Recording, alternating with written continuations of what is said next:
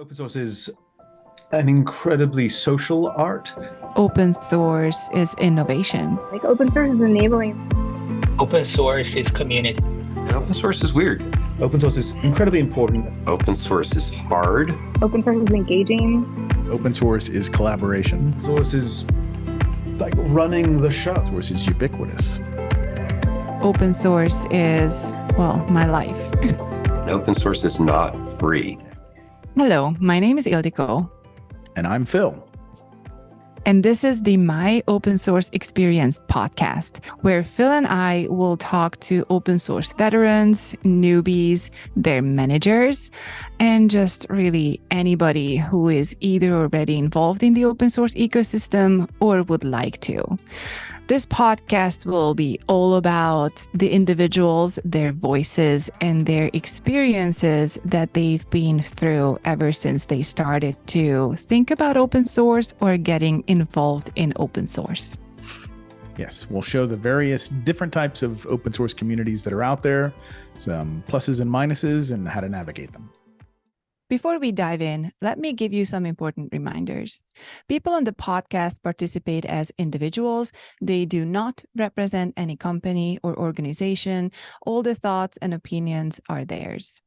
People share their stories and experiences, the way how they went through them and how they remember them, and reflect how those experiences affected their lives, influenced their decisions, and just changed maybe their careers or lives back then or ever since.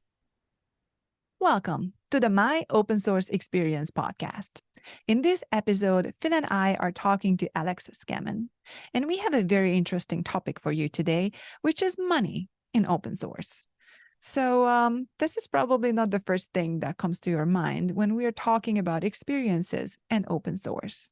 So what we are really covering here today is the value of open source. But how do you translate that value into numbers like investment, return on investment, maintenance cost, or maintenance savings, or the risks of not getting involved in communities of projects that you are heavily relying on? Enjoy the show. Alex, please introduce yourself and tell us a little bit about yourself. What do you do? What's your background? And what, if anything, does it have to do with open source? Yeah, thank you. Nice to be here. I'm Alex Scammon, and I currently run a large and ungainly open source program office for G Research. And I'll talk more about that, I'm sure, at length in this podcast. But my background, just prior to working for G Research, was working at Rackspace, which has obvious connections to the Open Infra and OpenStack universes. And before that, I was at Yahoo. And before that, I was at a string of weird startups building sometimes CRMs for used car dealerships and other unsavory kinds of things like that. But so I've had a journey of my own through the technosphere. I wonder that you said that currently you're working close connection to open source, and you were mentioning, opening for communities and OpenStack. Can you do you remember what's your first memory of open source? Like, do you remember when you learned about it, how you get in touch with it? I don't remember my learning about it. That might have been way, way back when I first heard about Linux from some way more into computers geek friend of mine. And I thought it was kind of odd and cute at the time. Years later, I think I was at Yahoo and we were using Selenium to do testing. And I wanted to make a contribution there and did, but I really didn't understand what it was all about, how to interact with the community. The community poo-pooed my suggestion. I was very upset, and I didn't come back to open source for a long time because of my first experience was sort of shameful from my perspective, and not the community was actually fine. It was just my ego was bruised. So that was my first experience. Were they kind? Were they kind in their feedback, and you just took it poorly, or were they pretty blunt? I think they were probably kind. They were probably saying like, why do you want to do this? Sort of like hinting like, you really don't understand what you're doing here, do you? But I think they were kind, but because that was probably true at the time, that I didn't understand what I was, the patch that I was making worked for me, but probably didn't work for everyone else. And it was short-sighted. And they were probably politely pointing that out. It's true. But at the time I didn't see it that way, and so I thought it was all a waste of time. And it was a couple of years before I came back to it and was like, oh, okay, I see how this all works now. Yeah, that was my first entry into it. What guided you back to open source? Was there a project at the company where you worked at that time? Was that OpenStack that brought you back? Was that your idea, or were you forced into it? No. I came back to it mostly through OpenStack and working at Rackspace. Yahoo had engaged in open source initiatives in a whole bunch of places, but that's not where I was particularly. And I wasn't working on Hadoop or something clear and obvious like that at Yahoo. But when I got to Rackspace, part of the reason why I joined Rackspace was because they were building the open cloud, and that sounded appealing to me. The thought that the little guy was gonna build this thing for the world, and we were gonna take down the giants, and that story appealed to me. And a lot of the work that we did at Rackspace was by necessity had to engage the community. As part of that role, we also, one of the engineering efforts that I took on was this open source time series database that we had created, that also gave me some lessons and learnings about what not to do, really, in the open source community. This was one of those situations where we had built a very cool thing and we're very proud of ourselves and open sourced it.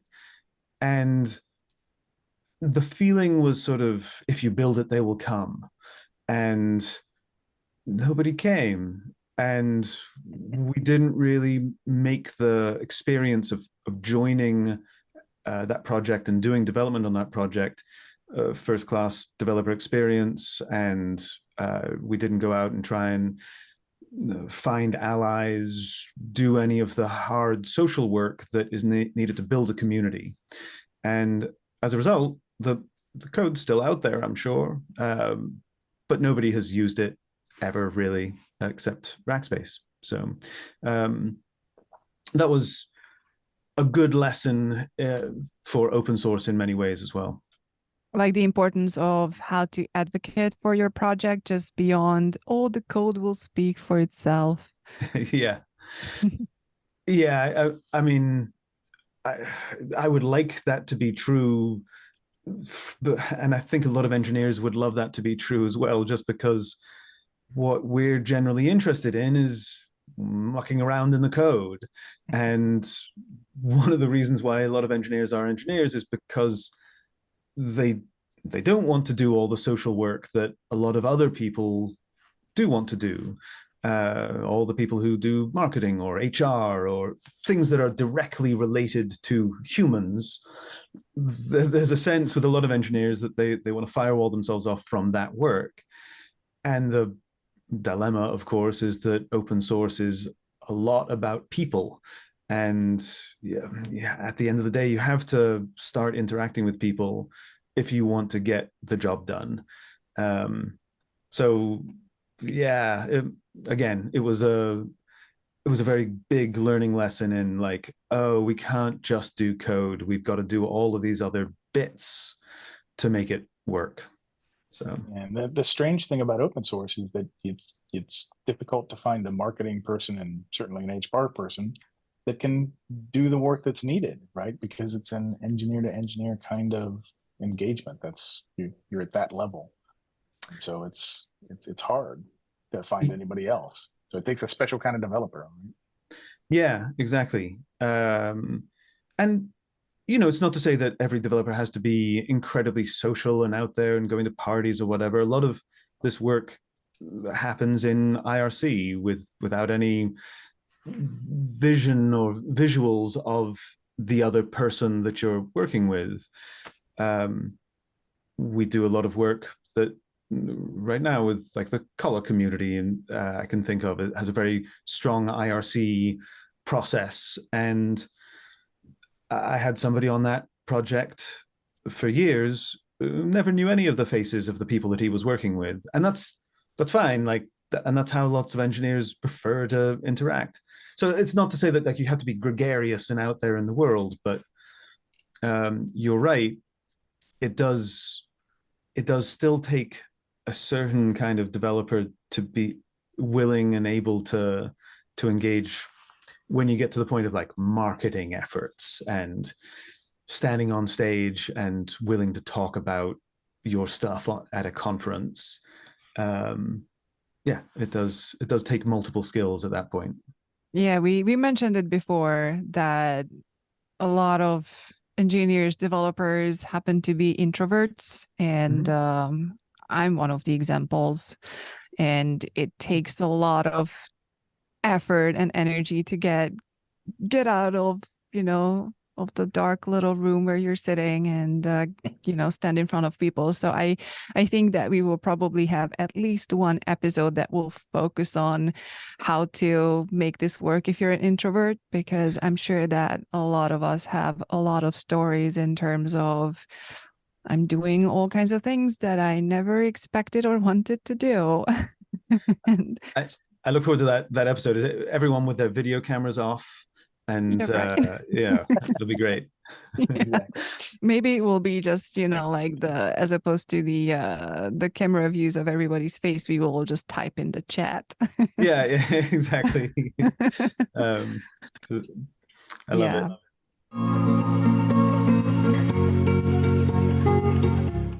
Okay, so you had the first experience of trying to do something and then it didn't work out. And then you kind of had almost the opposite experience of if you were part of the team who were creating that project, then you probably had, the whole control of what's happening and what to do. Did you also have kind of the experience in between? So kind of being able to use all the things that you learned from those two very different experiences. The project that I run right now, the department, the team that I run right now, is sort of a full court press of all of the things, all of that sort of spectrum. And so to give some background on what I'm doing right now, the OSPO that I run is rather large, maybe 30 plus engineers that all contribute to upstream projects, by and large, not our own projects that we have built. And we don't stand to sell any of these products or get any money directly from these products. We don't sell things like that. So I should give a little background on G Research, which is a quantitative research firm, which essentially takes these tools, these open source data science, machine learning, AI tools, and applies them to the markets and tries to predict where the market's going to go and therefore is able to make money. And so G Research has the money-making bit down. And to do that, they use a lot of open source tools. My team is this translation layer, this service organization for the company, that when the company needs a feature or a bug fixed or support around any of the open source ecosystems that it uses, it has a place to go to get that service and support and feature requests done. And so we started rather small with sort of a couple people focusing on infrastructural projects. OpenStack was one of them, and have broadened over the past 5 years to engage, as I say, all sorts of different tools in the data science, machine learning ecosystem. So and there are a few things that we have open sourced ourselves. There's one project that's in the CNCF now that we gave to the CNCF called Armada. There's another one called Fast Track ML, which I think is headed towards the AI Linux Foundation. And but by and large, we're actually just contributing to upstream projects. OpenStack is one of them, Kubernetes another one, but Spark and Arrow and Pandas and like all the pieces of data science today, and most of it is open source. And then also the infrastructure to support those workloads with OpenStack and Kubernetes, as you might expect. All of those pieces are things that my large ungainly team will contribute to outside of our walls. So that, I think that starts to get to what you were asking about. It's not just things that we have done, and we are now starting to engage those things successfully, and not just in my first experience being shamed and walking away with my tail between my legs. We now know how to engage the community. We do it politely. We don't come with huge big bang pull requests. We make our presence known and do things to curry goodwill and listen to the community and don't try and force our opinions on the community. Like all the things that we think of as being good citizens, we know how to do that now. So it's almost like I took all of the missteps of my youth and now have summed it up into an actual positive force for the company and for all of these other projects that we engage with. Would it be fair to say that you act as that buffer between the developers that are inside of G Research that are just working on the algorithms to do the quant analysis, who need that feature, don't know how to describe it, don't know how to engage with that community? You provide that grease, if for lack of a better term, to create a frictionless environment where you get those features in. You can describe what you need in community terms. Have you had those kind of situations? We have. I'm rushing to try and remember a really good example of that. For sure, that happens. Being the grease, the buffer between the internal organization and the external organization. A lot of OSPOs are created to enable the internal developers, first and foremost, to interface with open source themselves. And when I got to G Research, I realized I had to do it slightly differently. G Research was a very, very insular and security conscious company that is air-gapped and has some real self-imposed challenges to working with open source. And the culture there was not one where I could have just walked in 5 years ago and said, hey, y'all, I'm here. We're all going to be open source engineers now. They would have just thrown me out the window. So we developed a different strategy, one where we did build this buffer, as you called it, one where there was a service organization that people could come to, and we could start building a good experience around open source.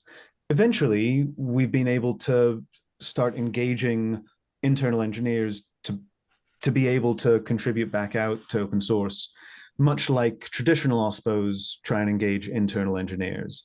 But that wasn't where we had to start. And as a result, we have this larger team that is that grease, as you described it aptly.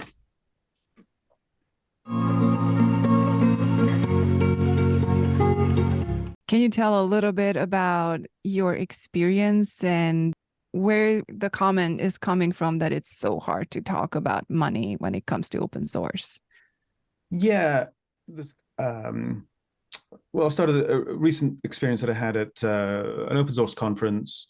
It was, I think, one of the Finos conferences where it's all lots of finance people running around and talking about open source software.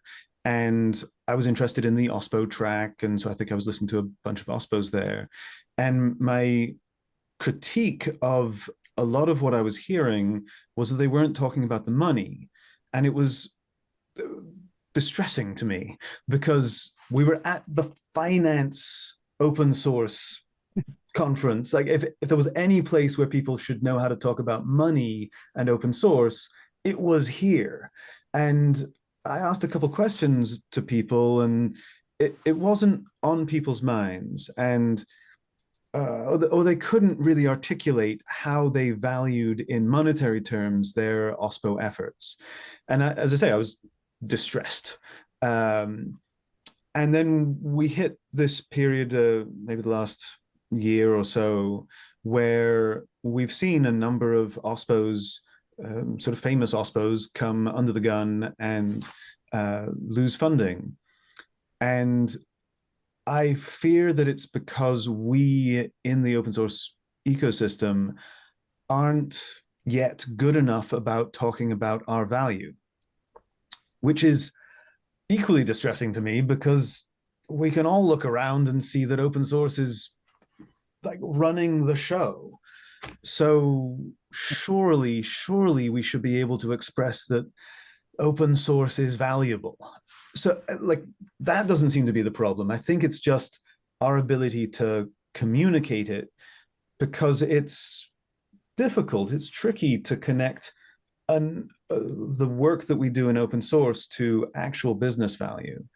And that's my theory, at least. I don't think that all these clever people at a Finos conference would be avoiding it if it was easy. The backdrop, so now I'll take a step back and refer to my experience at Rackspace briefly, which, as I say, part of my role was leading an open source project, but it was part of a bigger monitoring and metrics platform that we had developed and that I was running. And at some point, we just became seen as a cost center. And I learned the difficulties of being seen as a cost center in a big company. And that can be fine, but at Rackspace, I didn't have any tools at that exact point to communicate our value. And I had to run around and build that business case from the ground up. And really that taught me that if I'm going to be running another cost center again, then I need to really do that work from the beginning. So when I joined G Research to do this open source program office, I could see very plainly from the beginning that this could be seen as a big cost center. And from the beginning, I was always very conscious that I needed to be communicating exactly why we were doing what we were doing, and if possible, equating that to money, because G Research is a financial tech company. I for sure know they care about money. So like it was incumbent upon me from the beginning, and I knew this from my experience just previously at Rackspace. And so we started with sort of good fundamentals around, hey, why are we doing what we're doing? This is why we're doing what we're doing. And this is exactly how much we're getting from it. So those are sort of the two pieces of context and background that I'll start this part of the conversation off with. And I think this is a fascinating part of the conversation. I'm personally dying to know how you did get in the door of G Research and why they did it, an insular, very close, tight-knit group. What pain were they feeling that was so intense that it's all right, fine, we'll go create an OSPO to fix this, is the first question. The pain, or the anticipated pain was that because they were so insular, they were often doing a terrible thing, which is taking open source software and forking it internally. And then you bear the operational burden of patching the thing every time the new release in the open source world comes out. And the reason why the company was seeing fit to build an open source team was that the VP of engineering was somebody who came from Rackspace and who had seen this exact same anti-pattern evolve in Rackspace and knew just how painful it could be. And so to head that off at the pass, he had joined G Research maybe a year prior. And to head that off at the pass, he reached out. In fact, well, there's a long story about that, but we connected and he proposed this thing, and I made a proposal about how it would all work to the company, and it was approved, and so we started this journey. Yeah, if you want like a half hour aside, we can talk about how I ran into him randomly on the streets in London on the busiest day in the summer. But that's a long story. It's The other question would be, so talk a little bit about what language did you use? How do you describe that monetary value? Yeah, we generally talk about it in sort of a spectrum from very clear and obvious financial reward or savings to very, very nebulous reward or savings. And there's a wide spectrum in between, but on the very clear and obvious, there have been licenses that we've been paying for on projects that we would rather not be using, things that are old and archaic. We can't get the attention of the developers. They're not providing support for us any longer. And there's an open source alternative that if only it had a few more features, we could just move to and save ourselves the license costs. Those are some very, very easy and clear things to communicate to a finance department. We're going to save you $500,000. Sound good? Okay, I'm going to put $250,000 worth of engineering effort on it for a year, and then we're going to save the like. That's really clear.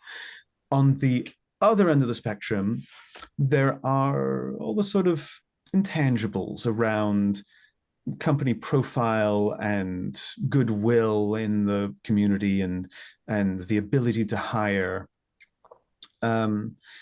attrition rates and things like that. And then there are things in the middle, like developer productivity. When we solve a problem that improves our build times by 10 minutes, how many builds are the engineers doing over the course of a year? You can kind of estimate that stuff and come up with a round number of like, all right, we could estimate this at savings of 400 grand a year. Tell you what, we're just going to cut that in half and say 200 grand we saved. Do some math like that. But we know that it's non-zero. We know that we have some of the parameters around it. And so we do that kind of fuzzy math. And at the other end of the spectrum, I mentioned talent and attrition. There are numbers that you can get out around that. We work with our talent acquisition and marketing teams to say, look, we've improved, we know, our ability to hire. It has become easier because we've been talking about our open source work. We can point to the open source work as examples of the work that we do inside that we normally can't talk about, but we can talk about the open source stuff. And it's been easier to hire, even if it has shaved this much time off of the time to hire. That time to hire we can equate in terms of the talent acquisitions costs, the team costs, and again give us some sort of conservative number on that. And then you add up this spectrum of very direct costs to very indirect costs. And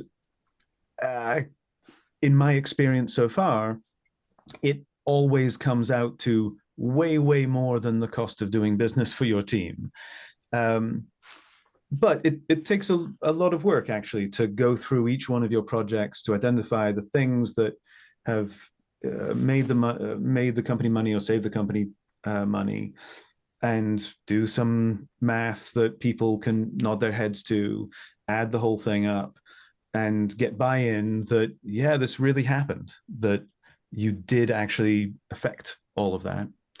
And that has to permeate from the engineering, throughout the engineering teams that you're working with, all the way up to, in our case, the board of directors of the company. So a lot of the work that I do is making sure that that is communicated and that is understood. And because we've been successful at that, we've grown from 3 people to 30 or so. So I want to ask a question, and Avian recently did a study, and a journalist recently wrote an article on it, comparing like Amazon, Microsoft, and a few other companies, talking about how many people they have in open source, working directly in open source and kind of focused on open source. And that number ended up being somewhere between 1% and 5% of their overall development workforce. So so the question is one of developers. So you've got roughly 30 folks focused on the upstream work. Can you venture what percentage that is to the overall developer team? Yeah, maybe it's 3 or 4%. Am I doing my math right? Maybe as much as, well, if we start including the people inside who are also engaged in upstream collaboration, it's probably more like 5%.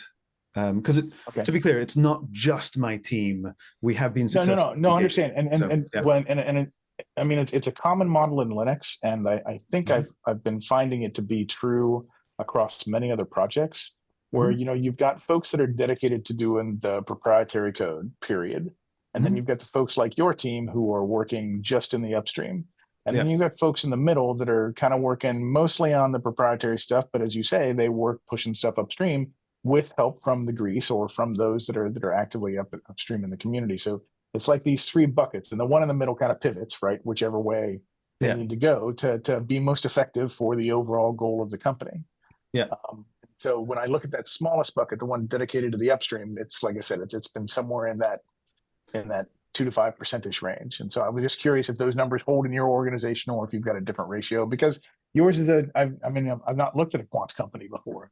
You're obviously very software focused, right? I mean, you've got the data analysts and you got the guys writing the algorithms, and I figure that's pretty much it. Yeah. The two fundamental work groups. Yeah.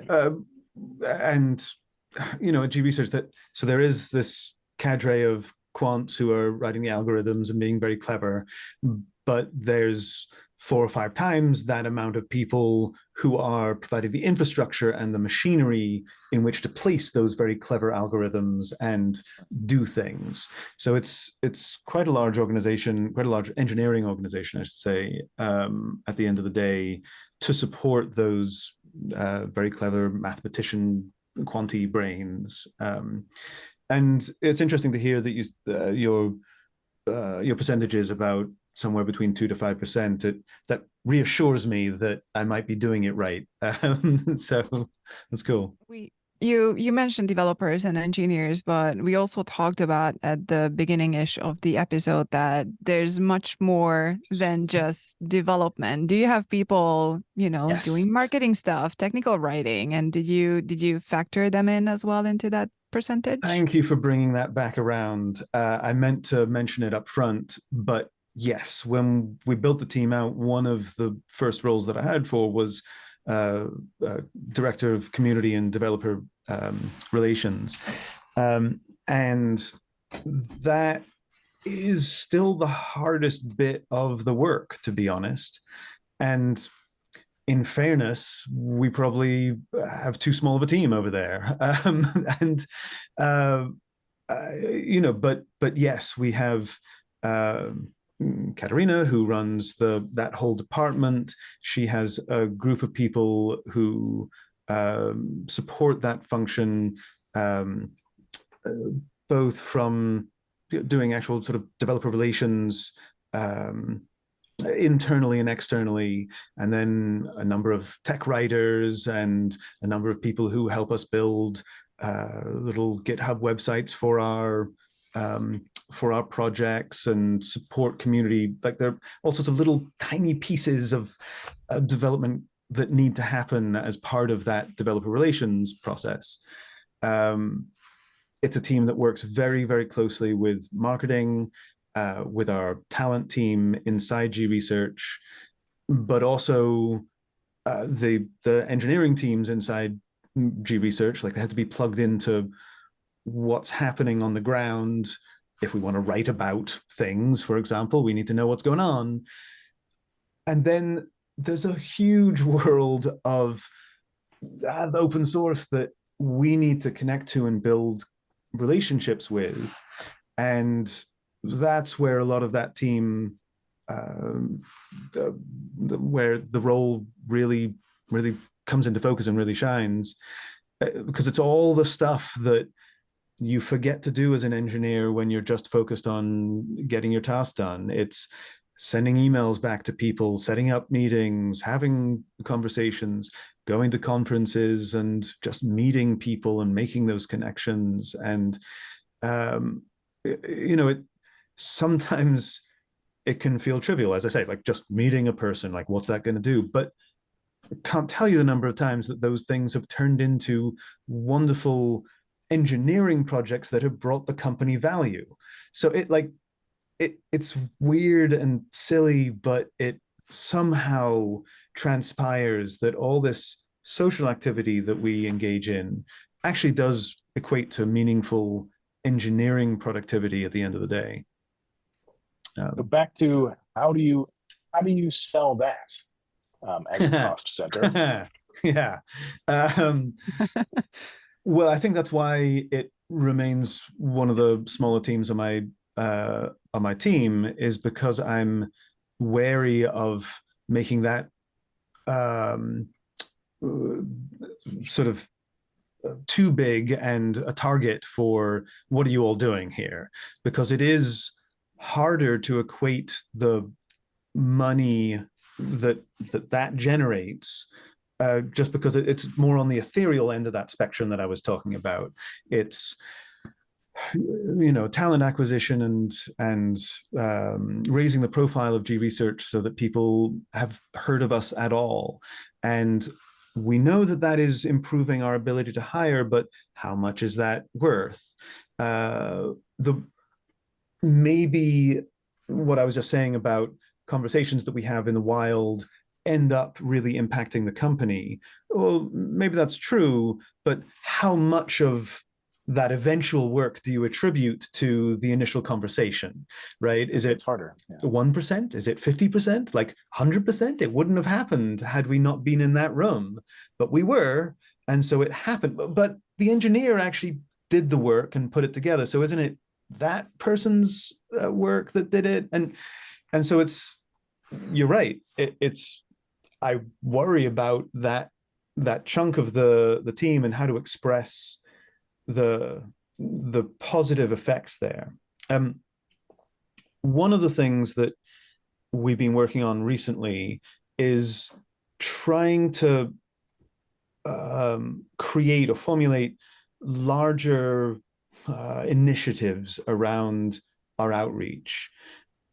For a while, the initiatives, the work that we were doing felt very dispersed and not targeted, not something that you could communicate to the board of directors, for example, as this is what we're doing. Because there are lots of little details in dealing with community that you just can't come with a litany of little tiny commits to the board of directors. So one of the things, for example, that we're doing is there's a whole bunch of academic connections that we want to make as part of G researchers' interest in moving their own research forward. And this is a subject that is key to the board of directors' vision for the company. And so we can see that, and that's the kind of work that is social. We have to be out there connecting with academic institutions and professors and grad students and their work, and so trying to connect that kind of work, even though there's lots of little details in that work, summing it up as like this is the academic connections proposal initiative thing.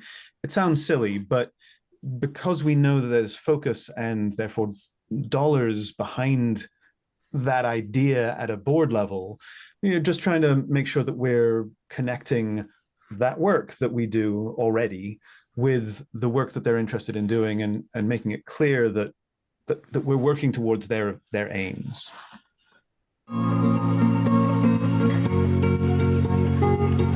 Like when it comes to the open source ecosystem, it's one thing that your company is succeeding and doing all the right things, but others in the ecosystem have to be able to succeed as well for the whole thing to work. Mm-hmm. There are more and more OSPOs popping up. I've seen you around in conferences as well. So I assume that you also keep in touch with other people in other OSPOs.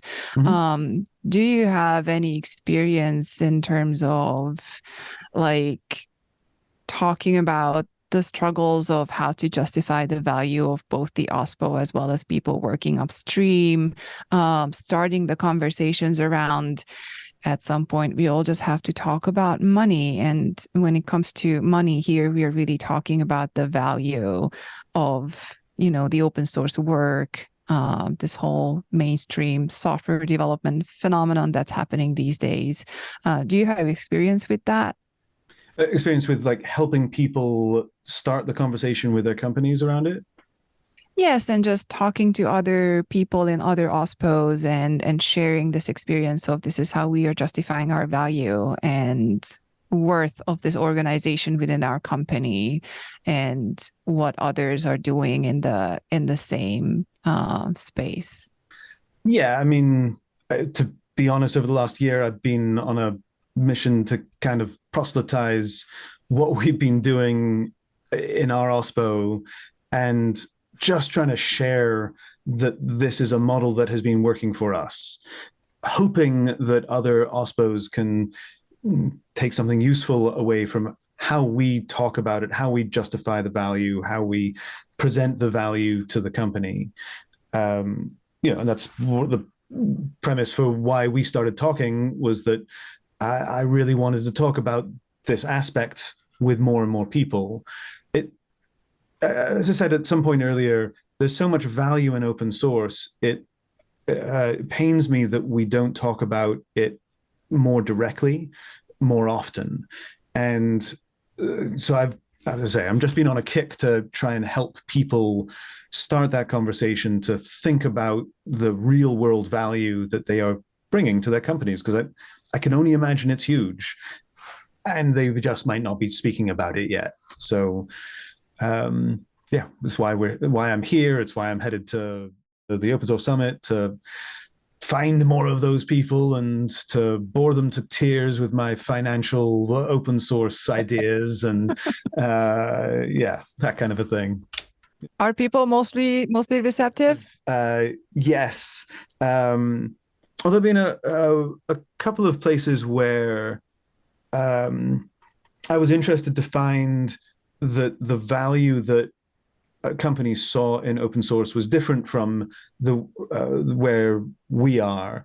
Notably, I was talking with Dawn Foster at VMware, and she was saying that they focus on innovation as the driver for their open source initiatives, and as opposed to like me trying to equate it directly to money as soon as I can.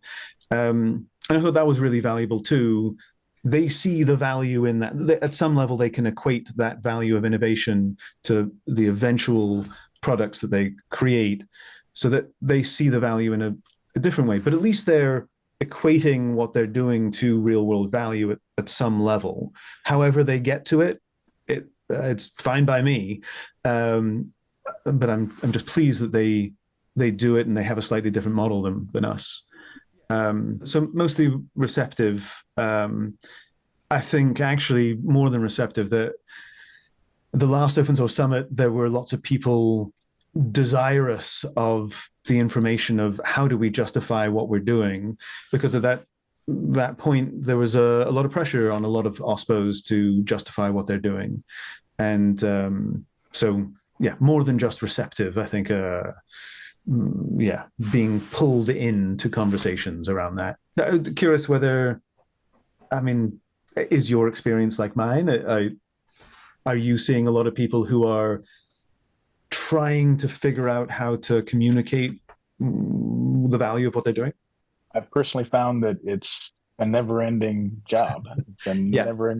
Usually because, again, I've got experience both with small startups as well as large organizations, and certainly in large organizations, you get everybody educated and everybody's good, and then management shuffles, and so then you have to start the educational process again, because it's a very small percentage that understand, and you have those conversations, and they always come in with a preconceived notion of, well, how do you make money on open source? It's almost always the opening statement, and it's, you don't make money, you save money.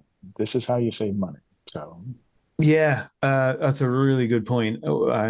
We've seen in a couple of places where management at the top has changed, and all of a sudden the stance on open source has changed. The advocate for the open source program office has left, and and the open source program office is left at sea, not being able to justify what they're doing. And that's exactly the place where I'd like to make sure that we all, as open source program officers, are thinking about insulating ourselves or ensuring that more of the company understands what we do, not just the single advocate at the top. And that goes for not just OSPOs, but whatever you're doing, it's better to have more advocates than just one. So yeah, I've seen that in a number of places. What I've seen in the past is, well, one example of the C-level management saying that, yes, the company is doing open source is great, they're saying all the right things, and then you have the engineers on the bottom level who are like, oh yeah, I'm so happy, I want to work on open source stuff, and now I can. Mostly, somewhat. And then you get the middle layer management who gets the customer first. The product has to make it out of the door. And that's where the whole thing just breaks. Because figuring out how to do open source as part of product development, I think that is still a nut that's being cracked. Some companies are doing better at figuring out how to navigate things, and there are others who just feel overwhelmed.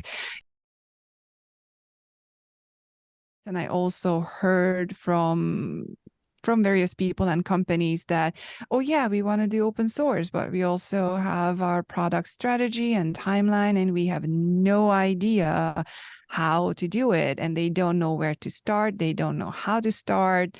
And you can give them the textbook in terms of, this is open source, this is how you build credibility in the community, this is how you take all those steps. But when it comes to how to fit all those into their particular timeline, situation, process, that's just really not trivial. So when it comes to the value and justifying, what I've seen as a big struggle is how to find that value and balance in terms of justifying the concrete upstream work. Yeah. Like how to figure that equation out.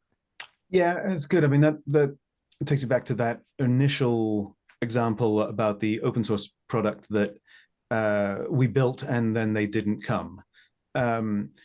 Because we had roadmap items that we had to deliver on for the company. So even though we'd open source the thing, yay, we didn't have all of the follow-on steps because we just didn't have time. And maybe had we thought it through and actually recognized how much time it was going to require to get successful as an open source product, we may not have actually done it ever. But to your point, trying to carve out the time and space to allow the engineering team to do those things that make an open source project successful is really hard. There's a couple of approaches to it. I haven't had to fight this fight for a while because I've been running this slightly different form of open source program office thing. But it, in a world where you want to sell that product, it can be a lot about the marketing value in building that community. That if you can make 5 sales because of the connections you've made through the open source community, that's going to be huge. If you can get more people, if you can build an on-ramp for people to start using your product, that's another marketing play. Like you can start to build it into the actual product roadmap, not just because it's like a good thing to do, but because it's going to help the product. Those are the kinds of conversations that you need to have if you're trying to build like open core or a product, an open source product as a product, and trying to find that time. I find that those are the arguments that you have to start making to give your team that space, that time and space to actually do what's right open source wise. One other experience that I have that kind of connects to this in a different way, where you have the top level management saying that yes, we are doing open source. They decided to have the project out in the open, but you don't get the engineers on board. Like they are kind of forced to do open source, and that's another example of the value challenge, because in order for the engineers and developers to be on one hand comfortable in that space and be able to do it efficiently, you have to somehow train both them and the management layer above who are trying to keep everything together. And that's another big challenge that I've been seeing, especially because more and more companies are just throwing everything out into the open source space because marketing, or it's a sales tactic, or just because everybody else is doing it and I have to do it too. Yeah. So I feel like that more and more people and projects are just thrown out there, thrown into the middle of it without ever being told what the thing is in the first place. Yeah, I think you're right. I think even on my the OSPO, there are a few engineers who I don't think understood, to your point, what it meant to really engage open source, and that it was just going to be another engineering effort in the back room of some corporate entity that you could do your work and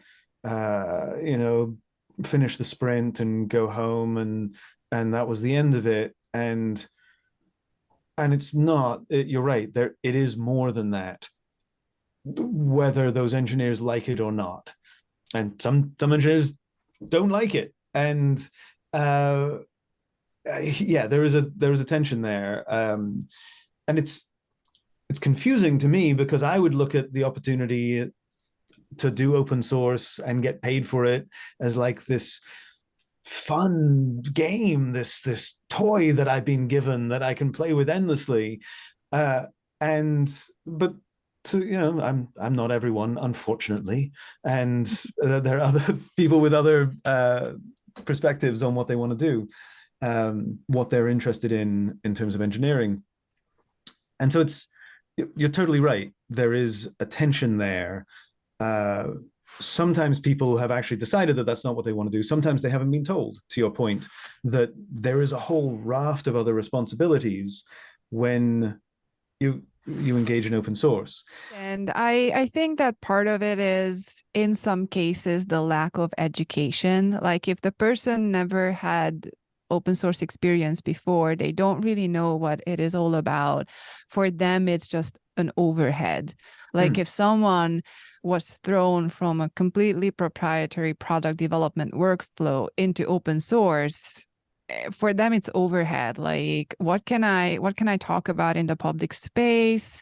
They are not comfortable doing that, so they end up doing back channel communication, and then they have to feed the summary of that back into the community, and that's just one example of overhead for them, and a lot of like little inconveniences.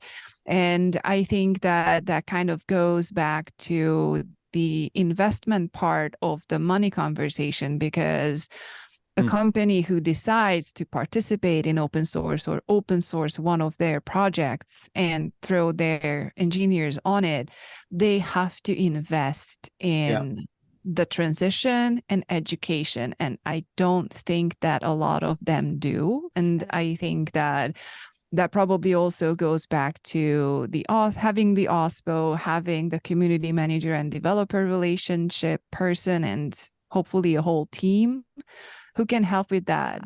Well, I think the term invest like helps in this financial context. Like you're totally right. A lot of this is investment, and when people don't see the payoff on investment, they can run away. And if the company doesn't feel like they have the bandwidth for investment, money or time or whatever it is, they won't want to invest. There is a tension there, absolutely. Maybe I'll try this thought on, since we're doing financial stuff. I've been thinking about the sort of open source tax, as it were, that there's some sense that open source is incredibly important and that we should all be paying a tax somewhere to the open source community to make it viable. That there's all sorts of things, GitHub sponsors and Tidelift and all sorts of ways that you can pay a tax to help build the community. And that's an investment too. You believe that somewhere down the road that's gonna pay off for you in some indirect way. The way that we invest with the open source program office is sort of by paying your local taxes. It's like, I want to fix the potholes on my street. I'm going to pay the tax to fix the potholes on my street, and I know damn well where my tax dollars are going because I'm fixing the potholes on my street. And I'd like people to think about it the way that we're doing at G Research. I'd like people to think about that investment in that way, that it's like a super local tax that you're paying. Yeah, it's an investment, but you're fixing your potholes on your damn street. It's not going to go fund some big government entity in the sky. Like, no, you're fixing your street because you care about it. And in that way, I think the investment that you're talking about, people can rationalize it a little easier. Like, it's more direct in a lot of ways. So. Can you tell something about yourself to us that has nothing to do with open source and maybe nothing with tech either? I mean, I'm sitting here in my studio, music studio that I run, and there's a whole wall of keyboards here. My horns are over in the big room out there, and we teach digital music production. There's a class starting in about an hour in the big room on Logic Pro, and starting people on learning that product and how to make music with their laptops and create the music that they want. So that's, just because I'm not quite busy enough with the work that I do, I also run this whole professional music studio and digital music education place. So I hope that counts as something else. It's almost techie, but it's music. Yeah. I think that is pretty cool. Do you also have a band or just? No, I've stopped that rubbish. Too many broken hearts over bands breaking up. It's too much, Ildiko. I can't take it anymore. So, yeah. No, I understand, but it sounds like a fun adventure one way or the other. Yeah, no, it really is. Now that the joy is often hearing new students have epiphanies over, a button that they didn't know existed that does everything that they ever wanted. Oh my God, you mean it was that easy the entire time? It's fun to hear those epiphanies happen. So maybe we could use that analogy for a few things in open source too. The button exists. Let me show you where it is. Yeah. the big red arrow. It's that way. No. It's not the fork button. Yeah, it's not. Exactly. Yeah. And with that, that's all, folks. That was our episode for today. I really hope that you enjoyed the show. This season is full of very interesting topics like open source in academia, mentorship programs, how you design and develop infrastructure in a project together with thousands of people, and a really interesting one, money in open source. Stay tuned because the next episode is just around the corner. That was my first experience. Oh, I loved it. Y'all had me telling stories that I haven't even thought about. And Thank you so much for having me here. It was a pleasure. Like, I will have coffee with the two of you any day for the rest of my life. Like,